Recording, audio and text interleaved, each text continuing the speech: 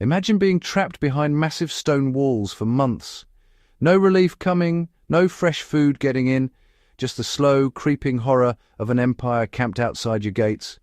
Now imagine the soldiers doing the trapping. They're not desperate, they're not hungry. They're eating a rock-hard biscuit, drinking vinegar water, and quietly, methodically waiting you out.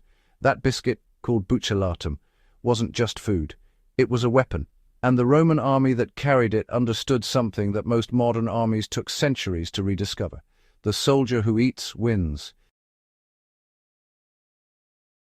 We tend to picture ancient Rome through its marble, the grand temples, the aqueducts, the colosseums that still stand today.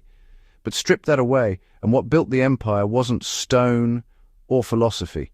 It was grain, specifically about 1.5 kilograms of wheat per soldier, per day, hauled across mountains and deserts and hostile territory by a logistics machine so efficient it wouldn't be matched again until the Industrial Revolution.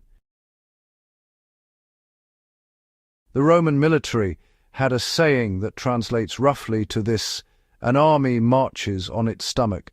Long before Napoleon supposedly coined that phrase, Roman generals were living it. They understood that a hungry soldier isn't just weak, he's unpredictable. He deserts, he panics, he breaks formation. Keeping a legionary fed wasn't a comfort measure, it was a command and control strategy.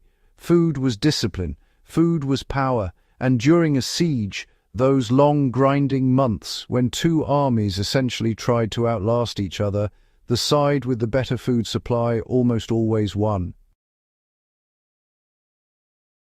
The Romans built their siege strategy around this truth.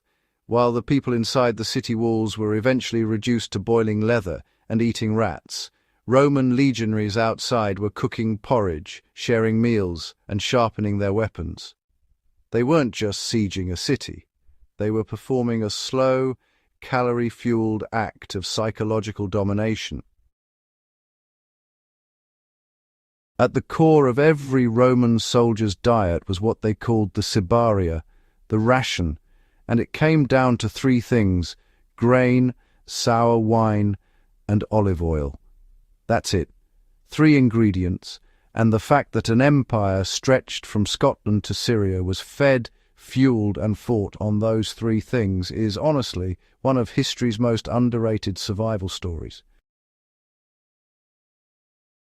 The grain was usually wheat, ground by hand using small portable mills that soldiers carried in their packs and set up in camp every night. From that grain they made pulse, a thick, dense porridge that looked like wet cement and tasted, by most historical accounts, roughly like wet cement, but it delivered. Somewhere between 3,000 and 3,500 calories a day poured into men who were marching 20 miles, carrying 60 pounds of equipment. The carbohydrates were slow-burning, the grain was dense, and when you added legumes, lentils, chickpeas, broad beans, you got protein that kept muscles working through brutal physical labor. Then there was posca. This was the Roman soldier's drink, and it sounds revolting until you understand what it was doing. Posca was vinegar or sour wine diluted with water, and soldiers drank it constantly. The acidity killed waterborne bacteria at a time when most armies were dying of dysentery from contaminated streams. It hydrated, it provided a small dose of vitamin C, enough to hold scurvy at bay on long campaigns, and the electrolytes from the vinegar helped replace what men sweated out in brutal summer campaigns. Posca wasn't just a drink, it was really field medicine in a flask.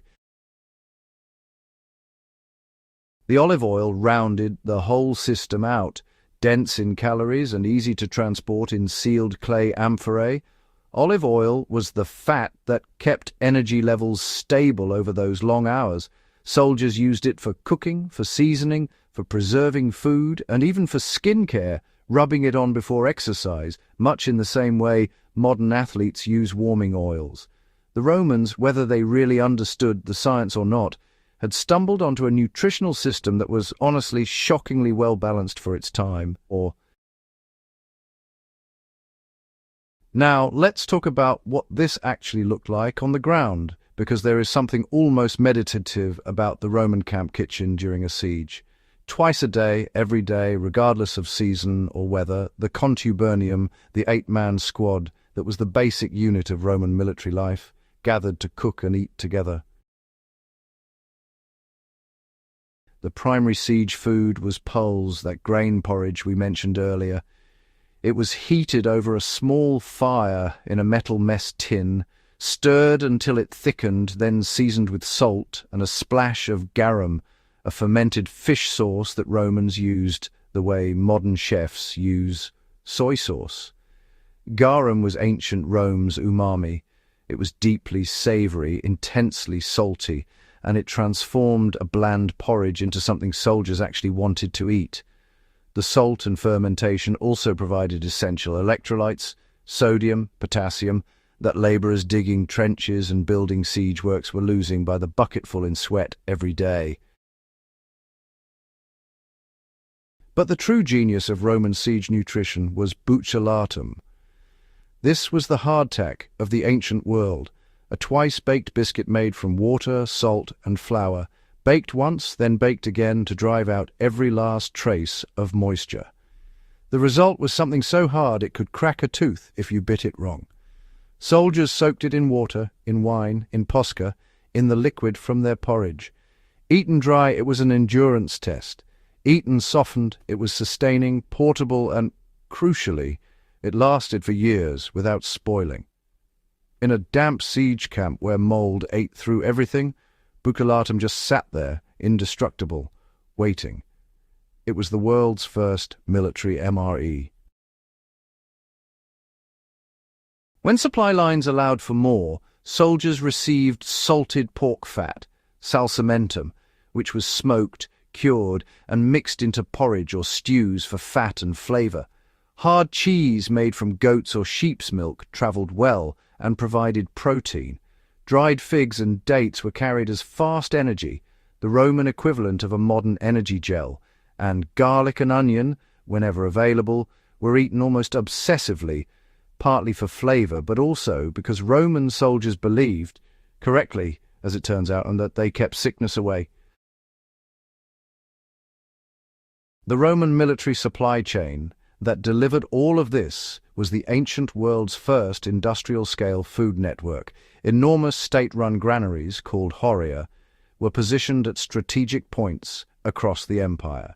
Grain was taxed, collected, milled and distributed along roads the Romans themselves had built specifically to move armies and supplies.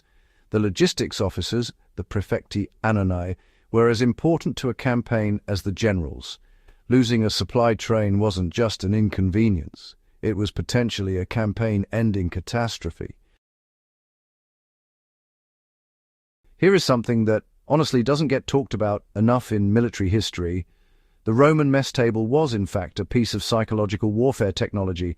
The contubernium system, those 8 men who shared a tent, a mule, a cooking pot, and every single meal, wasn't just practical. It was deliberate social engineering. Men who eat together, well, they build trust at a speed that no training exercise can really replicate.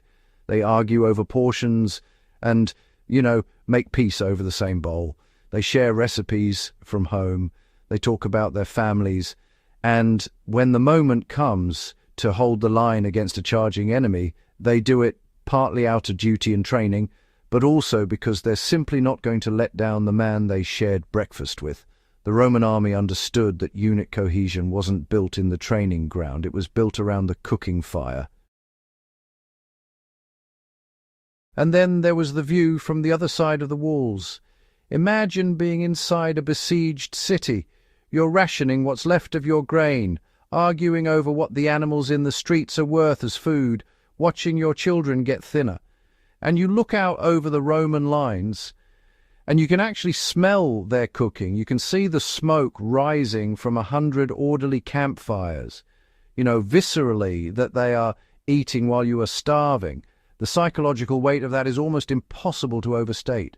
Roman historians recorded instances where besieged populations surrendered not because the walls were breached, but because the psychological pressure of watching a fed, patient, comfortable enemy simply waiting outside became well, unbearable. Roman generals knew this. They talked about it explicitly in their military writings. The best siege wasn't the loudest one, it was the one where your enemy gave up because they just ran out of the will to suffer while you didn't. A steady food supply was, in a way, a form of cruelty, and the Romans were very good at it. When the last Roman legion finally dissolved into history, the food system it had perfected didn't disappear. It echoed forward across centuries of military thinking. The concept of standardized, portable, non-perishable rations that could sustain soldiers in the field for extended periods, that idea lived on. The hardtack carried by Napoleonic armies, the sea biscuits on British naval vessels, the K-rations of World War II, and the modern MRE sealed in its nitrogen-purged pouch. All of them are the direct descendants of buccellatum, of pools, of the Roman military food system. The technology changed, but the core principle, keep the soldier fed, keep the soldier fighting, never did. And the nutritional wisdom was real, even if the Romans didn't have the vocabulary to describe it scientifically. The combination of complex carbohydrates, plant-based protein, fermented foods, healthy fats, and vitamin C-containing beverages created a diet that kept large armies healthy over months and years in conditions that would have destroyed less systematic groups. Modern nutritionists looking at the Roman military diet have noted that for a pre-industrial diet, it was remarkably complete. You can actually recreate a version of a Roman siege meal at home with almost no specialized equipment. Grind or buy coarse flour, mix it with water and salt, and bake it twice until it's very hard. That's your buccellatum. Cook a thick porridge of cracked wheat or barley, season it with salt and a few drops of fish sauce or Worcestershire sauce as a garum substitute, drizzle it with olive oil, drink water with a splash of red wine vinegar stirred in. That's your posca. Sit down with 7 people you trust and eat it together. It won't taste like much, but you'll understand in some small way what kept the most powerful military force of the ancient world in the field, healthy and undefeated for generations. The Roman legionary didn't have GPS or satellite communication or helicopter resupply. What he had was a system, a carefully designed, battle-tested system for keeping human beings functional in the worst conditions imaginable. He had grain that traveled well, vinegar that kept him alive when the water was bad, salt that preserved his food and replaced what he sweated out, and 8 brothers who shared every meal with him. That was the edge, not the gladius, not the shield wall, the food. There's a lesson in that for every modern person who thinks about survival, about resilience, about what it actually takes to keep going when conditions get hard. It's not always the biggest weapon or the most sophisticated technology. Sometimes it's the person who figured out 2,000 years ago that if you bake your bread twice, it'll last forever, and that if 8 men eat from the same pot, they'll fight for each other long after everything else has failed. If this deep dive into ancient survival and military history is the kind of content that speaks to you, do us a favor. Hit that like button, share this video with someone who loves history or survival, and subscribe to The Survival Historian so you never miss the stories of how real people endured, adapted, and built something lasting. History is the greatest survival manual ever written. Let's keep reading it together.